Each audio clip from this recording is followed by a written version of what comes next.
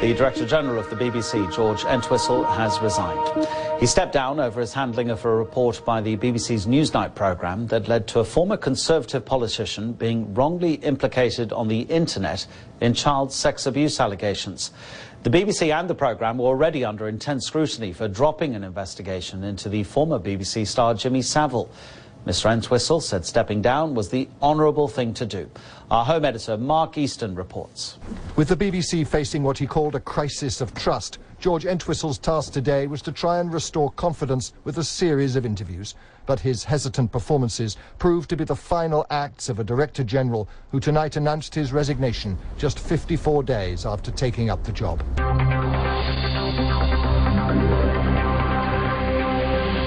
7 weeks after he started the job, George Entwistle walked back out of the BBC, script in hand, to resign.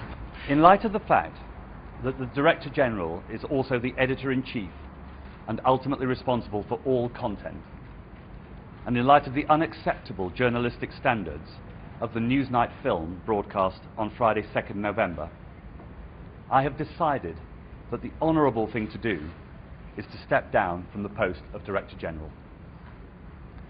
When appointed to the role, with 23 years' experience as a producer and leader at the BBC, I was confident the trustees had chosen the best candidate for the post and the right person to tackle the challenges and opportunities ahead. However, the wholly exceptional events of the past few weeks have led me to conclude that the BBC should appoint a new leader. To have been the Director General of the BBC, even for a short period, and in the most challenging of circumstances, has been a great honour.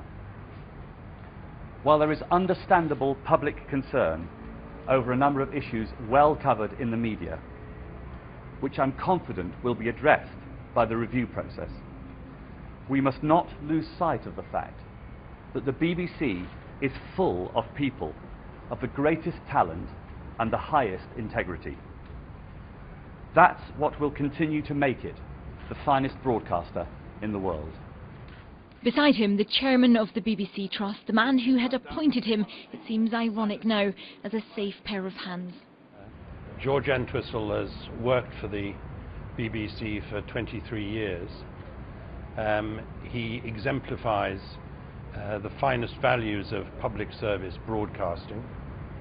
At the heart of the BBC is its role as a trusted global news organisation, and as the Editor-in-Chief of that news organisation, George has very honourably offered us his resignation because of the unacceptable mistakes and the unacceptable shoddy journalism which has caused so much controversy.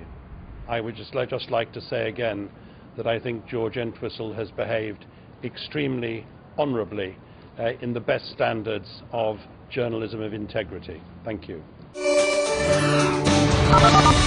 Media consultant Steve Hewitt told CNN no one on Newsnight approached the political figure who was at the center of the abuse allegations, which turned out to be false.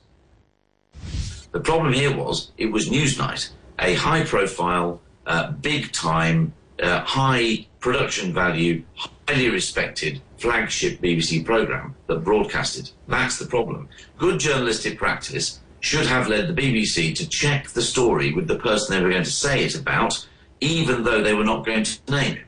And the fact is they didn't. They didn't approach the man. There was no right to reply offered to him. And as it turns out, lots of other BBC journalists who had looked at the abuse victims' claims previously had found them to be wanting. So the problem is, in journalistic terms, this is, if anything, worse in some respects. Publishing a gross libel of this seriousness, right, at a point when the BBC is under so much pressure, and then to find that the editor-in-chief appears to know almost nothing about it. That's really what did for George Entwistle.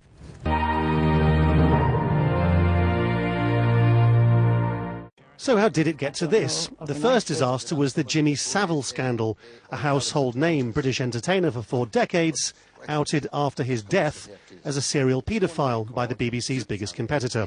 The BBC could have run with the story too, but it didn't, and that raised questions about whether they were covering up for him. But then they did help identify a former close aide to Margaret Thatcher as a paedophile who had molested a boy from a children's home in North Wales. Trouble was, he wasn't a paedophile and he was about to sue. Getting it wrong once was bad enough, twice, once too many. The government's Department for Media described the resignation of Mr Entwistle as regrettable but the right decision. It's vital that credibility and public trust in this important national institution is restored. It's now crucial that the BBC puts the systems in place to ensure it can make first-class news and current affairs programmes. So now the BBC needs a new leader and a steadying period. Separately, in a few weeks, a government inquiry will report on press standards here too, after the phone hacking scandal. All in all, it's not been a good year for the British media.